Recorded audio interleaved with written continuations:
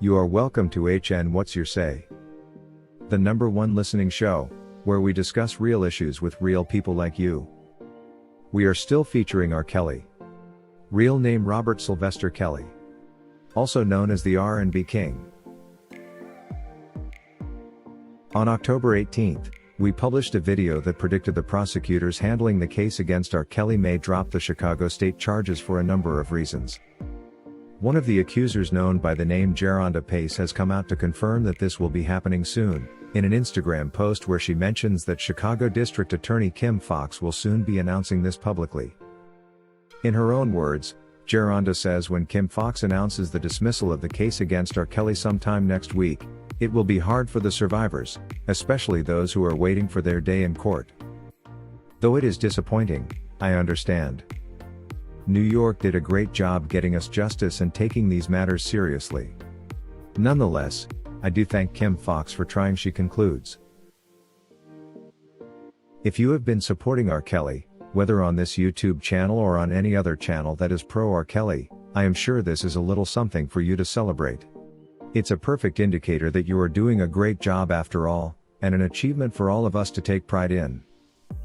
It looks like the prosecution has finally come back to their senses, and realized that for each legal mistake they make bearing false witness against R. Kelly, they will be counting penalty after penalty in the years to come.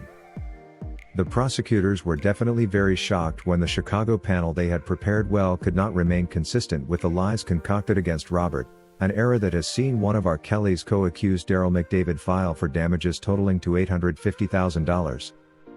After realizing they cannot bribe every other juror and that they can actually get caught, in order to avoid any further legal errors, they had no choice but to drop the greed and surrender when it comes to the remaining charges. One of the possible reasons we pointed out is a lack of credible witnesses to build a strong case against Kelly. Among the witnesses they had for the state charges was R. Kelly's former hair braider, whose case was rather too weak. It's still hard to understand how she managed to corner R. Kelly into giving her the $850,000 settlement through attorney Susan Logan's mediation, as this was all a scheme to defraud him. The good news, however, is that this will not be happening ever again, considering the hair braider is finally off R. Kelly's radar. She has been waiting for an opportunity to strike again, and hopefully get more money and restitutions to meet her pressing financial needs after she lost the house she was purchasing in a bank foreclosure. It looks like she will need to go find a job and work hard after all, other than focus on R. Kelly's bank account like she did in the past. As for Geronda Pace, it's hard to understand why her win against R. Kelly in New York was not enough for her. She simply wanted more. This is rather absurd considering there is image evidence all over the internet showing her stalk R. Kelly unattended like an adult woman right outside the courtroom back in 2002. Only to return later with false claims against him. R. Kelly surely does deserve a break from some of these women, and the clearly intimidated prosecution has provided just that. If these women thought that the prosecution's call for R. Kelly's imprisonment was all about them, I hope this move opens their eyes to realize that the government does serve a master they do not know. Denying them an opportunity to be heard was a move to protect their own image at the expense of the claimants. It's therefore all about the government and their masters, and certainly not the women. Considering the trend of events after New York has dramatically changed to reveal a brand new picture of who R. Kelly truly is, turning out he isn't actually the very bad person the government had attempted to portray, it causes us to question what went wrong in New York to end up with an all-guilty verdict. Some R. Kelly supporters still wonder what was so different in New York that caused an all-guilty for 10 counts verdict. A verdict that is completely inconsistent with the new trend of things. While we can choose to blame it all on the incompetent legal team R. Kelly had, it was also the role of the New York federal judge Anne Marie Donnelly to detect this, or at least to consider the post-trial motion submitted by attorney Jennifer Bonjean, who did a great job enlightening the court on what actually went wrong. The fact that R. Kelly lacked effective legal counsel was eminent enough to compel Judge Donnelly to grant a retrial, but she adamantly refused. It's only in New York, and under the watch of Judge Anne Donnelly, that the prosecution was able to get away with a landslide win, despite presenting no real evidence along with not-so-credible witnesses accusing the R&B King. Anne Donnelly surely does owe us an explanation on this. Dropping the Chicago charges means the prosecution knows well they were going to lose, and to lose so badly.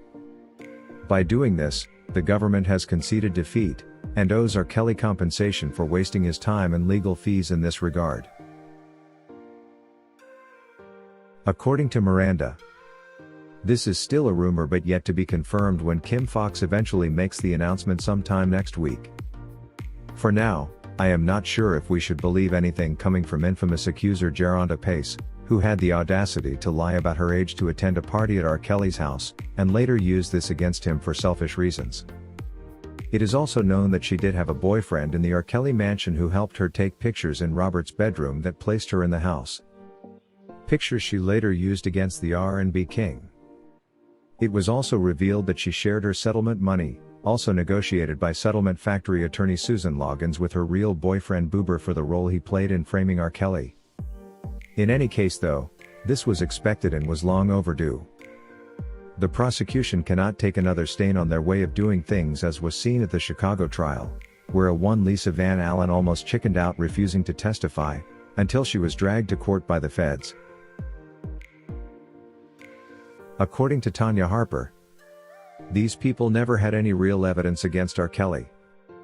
They say they had DNA, but that doesn't prove a cult, a racket, or even trafficking, yet these are the charges he was found guilty for.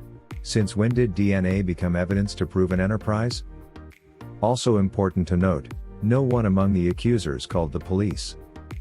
We have seen 5-year-olds call the cops when distressed and in cases of emergencies, so really, for women who claim to have been 17 not to have the wisdom to call the police if they felt abused, it's hard to believe.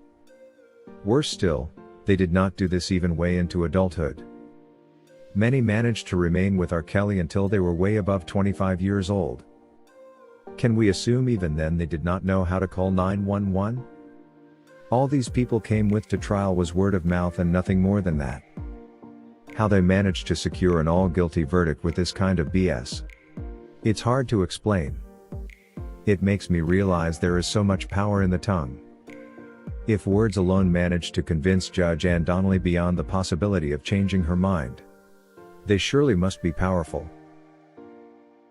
If you wish to take part in a live interview on this channel discussing any of these topics, let us know by emailing us on sashahnnewsroom@gmail.com for scheduling. That is all we had for you today on HN What's Your Say? To keep updated whenever we post a new video, subscribe to this channel now. Also remember to hit the bell icon and enable notifications. And feel free to share your opinions with us in the comment section below, and let us know if you would like us to publish your views in our next release. We value all our subscribers' opinions.